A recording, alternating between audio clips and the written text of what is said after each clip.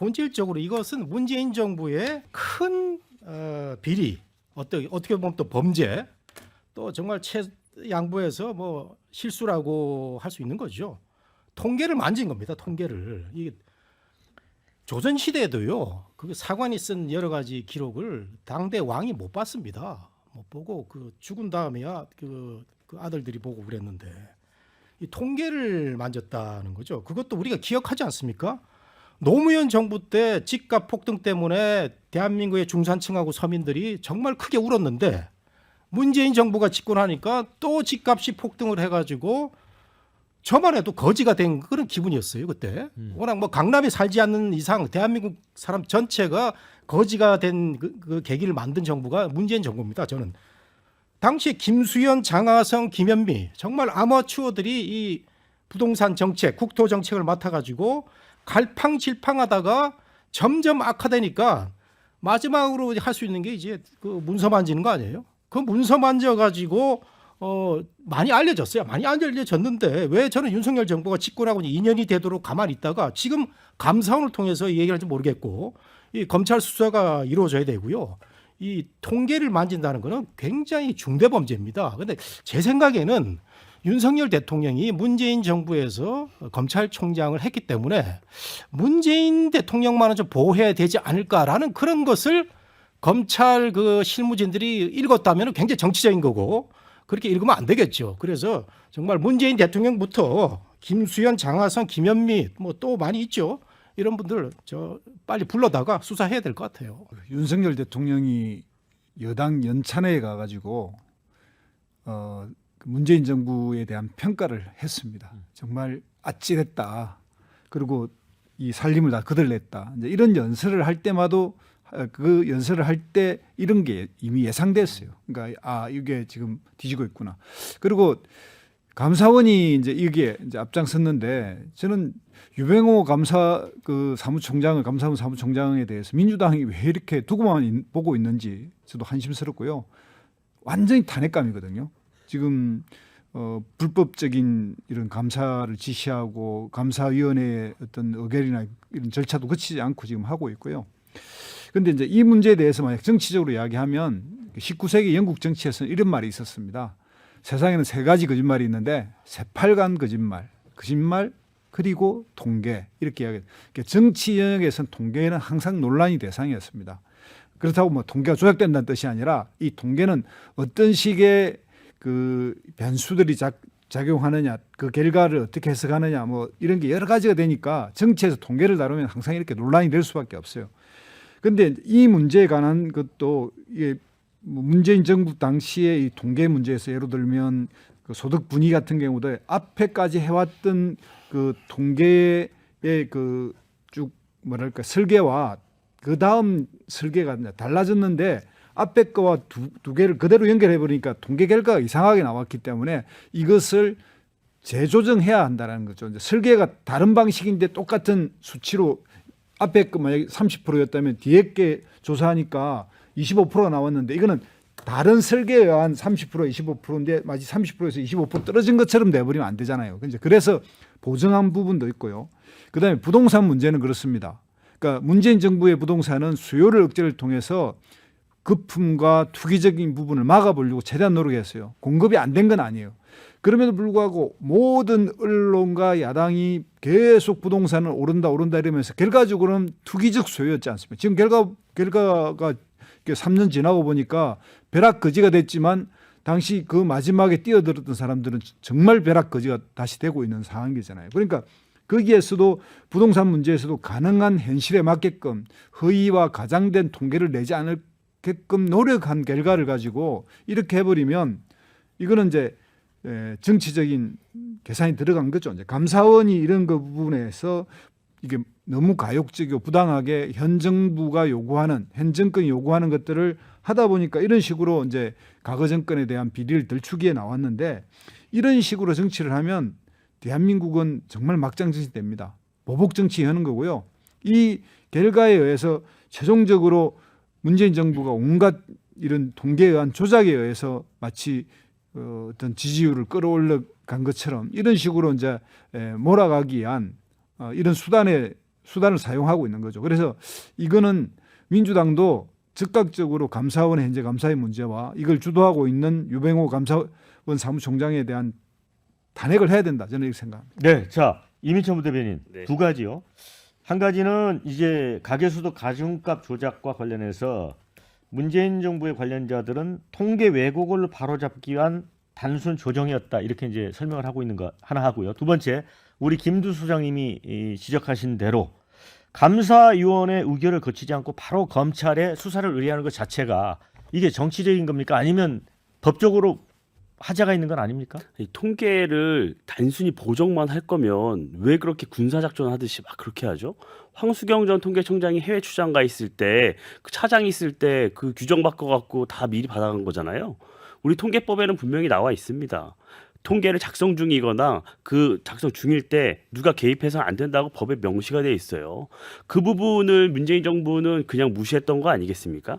저는 왜 이렇게 했냐를 돌이켜 보면 이 진보 진영에서는 늘 선거 때마다 성장 관련된 공약이 없다고 비판을 받아왔어요.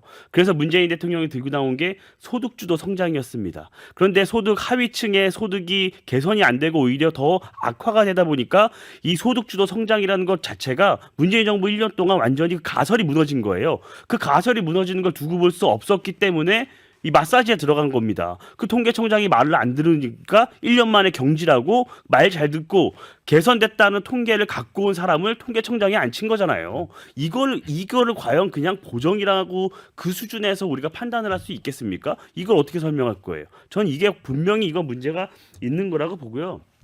또 하나 집값은 이건 저는 이 집값 통계 조작한 건 선거 공작이라고 봅니다. 왜냐하면 이게 집중적으로 일어난 게 2019년이에요. 2019년이면 총선 한 해 전입니다. 문재인 정부는 노무현 정부의 집값 폭등의 트라우마가 있었어요. 그래서 문재인 정부가 들어섰을 때 집값이 급등할 것이라는 예측을 다수가 했습니다. 근데 그게 현실이 됐잖아요. 2019년에. 뭐 물론 코로나가 맞닿아 있고 도불을 막 풀고 저금리 상황이 오래가면서 영향이 있었겠죠. 근데 문재인 정부가 대책을 내놓을 때마다 집값이 급등했어요. 근데 이거를 만져버린 거예요. 집값 막 오르고 있는데 오르지 않았다고. 저는 이거의 폐해가 문재인 대통령의 과거 발언을 되짚어보면 이 통계 조작의 폐해를 알 수 있습니다. 대통령이 다 모아놓고 말씀을 하시잖아요.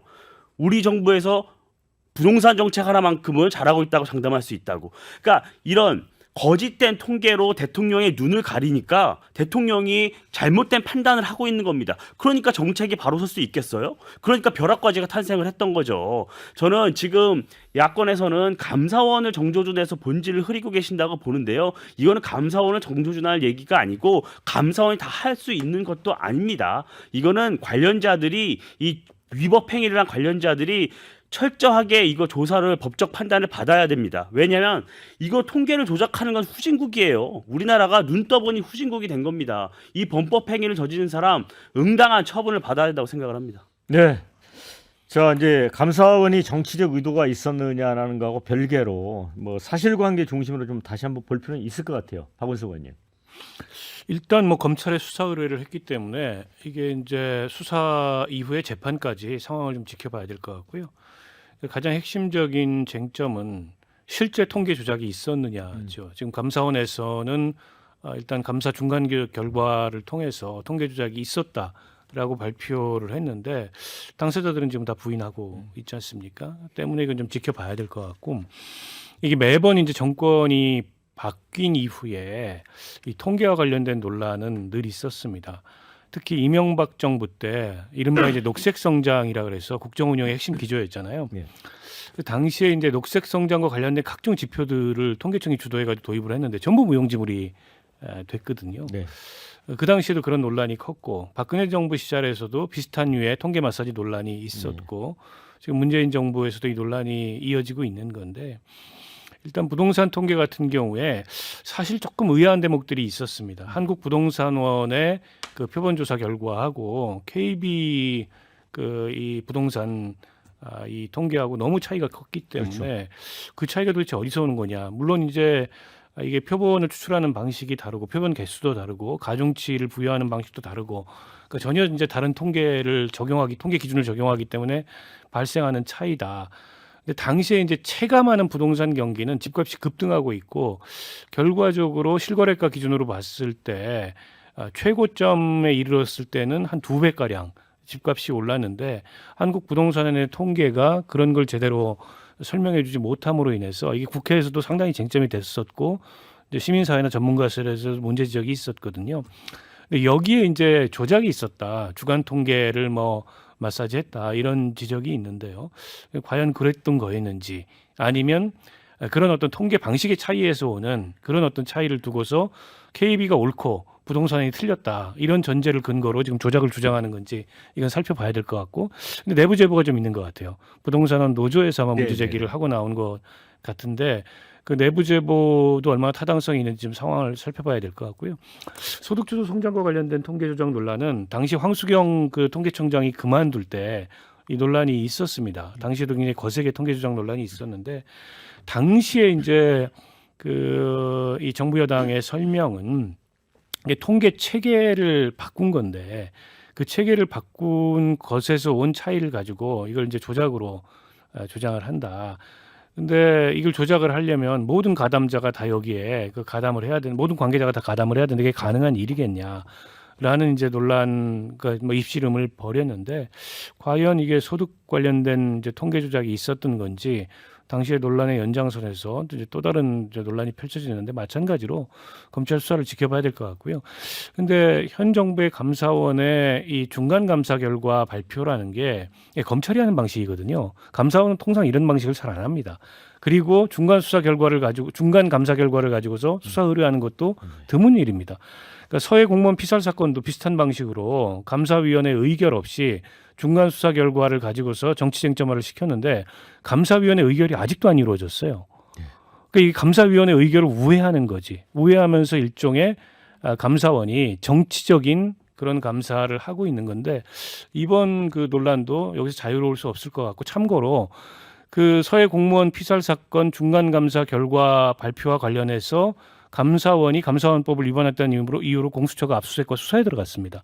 이것도 또 하나 지금 살펴봐야 될 대목이기 때문에 저는 뭐 야권에서 이게 감사 조작이다라는 반론을 펴는 것도 지금 이 감사원의 일련의 행위를 봤을 때 전혀 근거가 없는 그런 반론은 아니라고 봅니다.